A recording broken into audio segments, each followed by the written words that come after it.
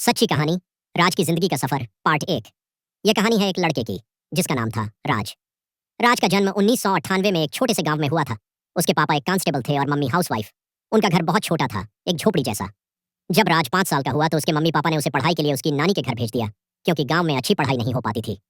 नानी ने राज का एडमिशन अपनी बेटी यानी राज की मौसी के प्राइवेट स्कूल में करवा दिया। राज और उसकी मौसी रोज साथ में स्कूल जाते थे, लेकिन राज को स्कूल बिल्कुल पसंद नहीं था। वह हफ्ते में 2 से 3 बार स्कूल में उल्टी कर देता था। इस वजह से मास्टर जी उसकी मौसी को बुलाते और उनसे सफाई करवाते, जिससे उसकी मौसी को शर्मिंदगी झेलनी पड़ती। धीरे धीरे मौसी राज से परेशान हो गई। राज बहुत शरारती बच्चा था। अगर उसे कोई चीज चाहिए होती और नहीं मिलती तो वह जमीन पर लेटकर जोर जोर से रोता और अपने कपड़े तक गंदे कर लेता था।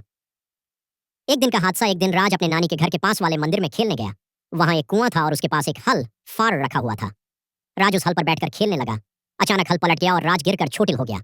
वह जोर जोर से रोने लगा। पड़ोसियों ने उसकी नानी को बुलाया। नानी ने इस बार उसके पापा से शिकायत कर दी, क्योंकि वह भी अब उसकी शरारतों से परेशान हो चुकी थी। पापा का आना और बांट राज के पापा आए, उसे समझाया, लेकिन राज कहाँ मानने वाला था। फिर साल 2006 में गांव में भयानक बाढ़ आई। राज के पापा नाव से आए और उसे वापस अपने घर ले गए।